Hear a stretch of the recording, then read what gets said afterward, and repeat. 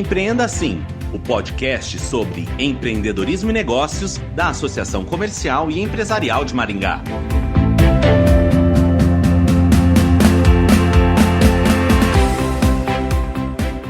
O Brasil tem buscado cada vez mais estreitar relações com os países árabes, os quais são considerados prósperos e potencialmente estratégicos para desenvolver economias em todo o mundo. Mas como fazer negócios com esses países? Quais são as oportunidades e tendências? Quem responde a essas e outras perguntas sobre países árabes e relações comerciais é o Marcos Pilon, gerente de inteligência de mercado da Câmara de Comércio Árabe Brasileira. Olá, Marcos, bem-vindo ao Empreenda Assim. Olá, obrigado pelo convite. Bom, para abrir o nosso bate-papo, como fazer negócios com os países árabes? O que é essencial? Fazer negócios com países árabes, o que é importante é verificar sempre com quais países a empresa quer prospectar negócios.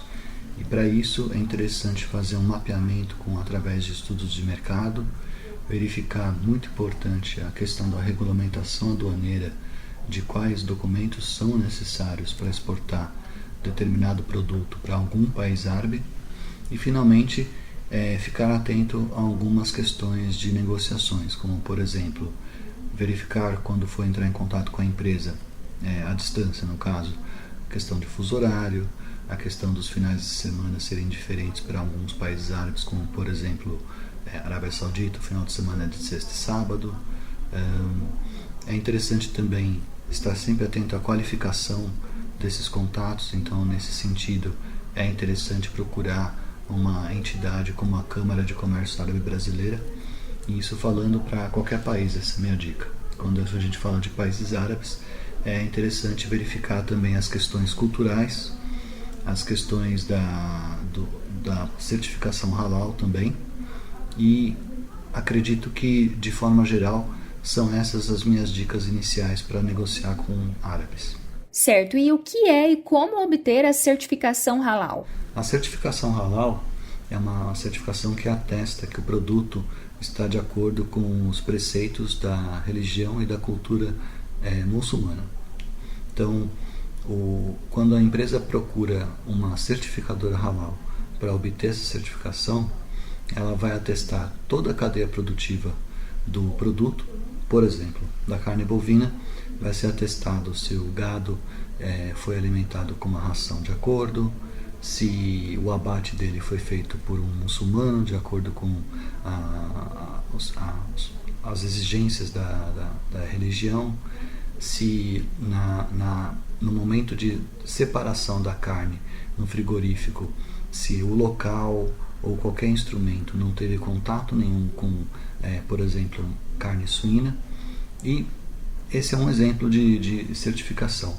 Mas a certificação halal, ela também vai para praticamente todos os produtos. Então, todos que são oriundos de carne bovina e carne de frango são exigidos essa certificação. Qualquer fármaco ou cosmético que também tenha no seu ingrediente algum resquício oriundo de frango ou bovino também precisa, mas também é visto como um certificado de qualidade. Então, você pode utilizá-lo como um certificado para cereais, frutas, moda, enfim. O leque de oportunidades ele não fica também somente para países árabes, né? Uma empresa se certificando com o halal, ela pode adentrar o mundo islâmico, que tem mais de 57 países aí. Bom, e quais são as oportunidades e tendências? As oportunidades para comércio com países árabes, na minha opinião, elas vão de encontro a produtos industrializados, produtos de valor agregado, outros gêneros que não sejam somente as commodities alimentícias. Então, hoje, a balança comercial brasileira com o mundo árabe, ela tem uma concentração grande nas commodities alimentícias. Cerca de 80% do que nós exportamos para lá é carne bovina, carne de frango, café, soja, milho, trigo, arroz. Mas existem oportunidades para produtos que ou o Brasil exporta pouco ou que não exporta ainda. E aí, nesse sentido, eu diria que alimentos industrializados, alimentos com certificação orgânica, calçados, vestuário, toda a parte de cosmético, preparações capilares, materiais para construção, os revestimentos cerâmicos, as rochas ornamentais, artigos para decoração.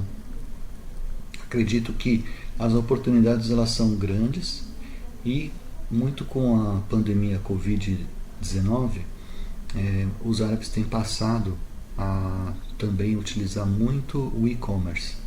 Então esses produtos acabados, né, eles têm sido muito mais consumidos pelos árabes, principalmente da Arábia Saudita, Egito e Emirados, que correspondem a 80% do mercado de e-commerce no Oriente Médio e Norte da África.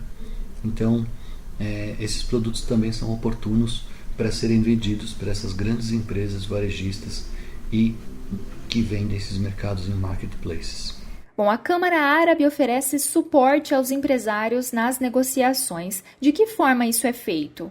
A Câmara Árabe ela tem todo um suporte para empresas que queiram tanto exportar como importar para os países árabes. Nós temos serviços de informações de mercado, serviços de regulamentação aduaneira, onde são avaliados os documentos que são necessários para uma empresa brasileira negociar com árabes, toda a parte de contatos qualificados de empresas. Então, bem diferente do que uma pessoa pode procurar abertamente em ferramentas como o Google, os nossos contatos eles são qualificados e a empresa tem a possibilidade, inclusive, de contar com o suporte de agendamento de reuniões. Então, é todo um plus que as empresas podem ter através da associação da Câmara Árabe, que inclui também participação, agora que normalizou um pouco a pandemia, em eventos como, por exemplo, o que está acontecendo agora da Expo 2020 em Dubai. Também temos o suporte dos nossos escritórios internacionais, hoje já inaugurados o de Dubai e futuramente do Egito e Arábia Saudita. Então, as empresas elas podem contar com todo esse rol de serviços para colaborar na prospecção de novos negócios com o mundo árabe. Bom, e para finalizar o nosso bate-papo, quais dicas você daria para os empresários que pretendem iniciar as negociações com países árabes? Bem, as dicas, eu acredito que para iniciar uma negociação com países árabes, primeiramente é muito importante conhecer esses países. Então, nesse sentido, eu puxo um pouco para informações de mercado, elas são muito importantes para a empresa conhecer o país ou países árabes que ela quer tentar negócios. É muito importante também estar atento às questões documentais, como eu comentei anteriormente. Muitas empresas que, por exemplo, queiram exportar, suponha que a empresa é de carne bovina e ela não tem um certificado halal, o certificado não é assim rápido para se obter. Não é demorado e nem burocrático, mas também não é uma coisa assim rápida. Então, por exemplo, se a empresa já começa a negociar de imediato e ela não tem esse certificado, é bom ela ter primeiro uma ciência que ela vai precisar adaptar toda a sua cadeia produtiva para isso. E nesse sentido também, empresas que querem exportar para, por exemplo, países árabes africanos, como por exemplo a Argélia, Egito, Tunísia, Marrocos, elas têm que estar atentas a certificados da Comunidade Europeia, por exemplo, por conta desses países terem certas normativas que seguem muitos dos países europeus. Países do Golfo Arábico, então, por exemplo, Arábia Saudita, Emirados, Bahrein, Catar, Kuwait, aí eles já têm uma normativa um pouco mais padronizada, porque fazem parte do Conselho de Cooperação do Golfo. Então, possivelmente a empresa pode ter uma, digamos que, facilidade para exportar para países também dentro desse rol. Claro, cada país árabe, independentemente da região geográfica onde eles estejam, eles vão ter as suas particularidades e as suas exigências, né? É importante também ter em mente que, sim, muitos desses empresários árabes eles falam inglês, mas que um ou outro pode ser que venham a falar apenas árabe ou até o francês, como é o caso dos países árabes africanos, como eu citei anteriormente em alguns exemplos. Então, é importante também citar que, geralmente, né, os árabes também gostam do tete-a-tete, então a prospecção em feiras setoriais é muito importante. Agora, com a normalização da pandemia, eu considero relevante a empresa verificar a participação em feiras do seu setor no mundo árabe. Então temos aí GoFood, Big Five, a primeira do setor de alimentos, a segunda do setor de construção, temos a Beauty Middle East de cosméticos, a Arab Health do setor de médico hospitalar. Então é interessante porque você coloca a sua empresa em vista do empresário árabe diretamente de forma pessoal. E também é muito importante não ficar só naquela expectativa de você enviou o e-mail e apenas esperar a resposta. Eu acho muito interessante fazer o follow-up, entrar em contato por telefone, por WhatsApp. Claro, tenha em mente que é muito importante ter catálogo, website, tanto assim, em inglês é prioritário, claro, mas também considerar a tradução para o árabe também na medida do possível.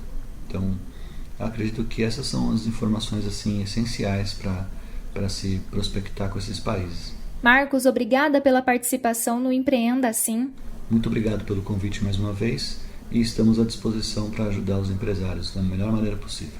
Conversamos com o gerente de inteligência de mercado da Câmara de Comércio Árabe Brasileira, Marcos Pilon. Ele falou sobre países árabes e relações comerciais. Obrigada ao ouvinte e associado por acompanhar mais este episódio. Letícia Conejeiro para o Empreenda Assim.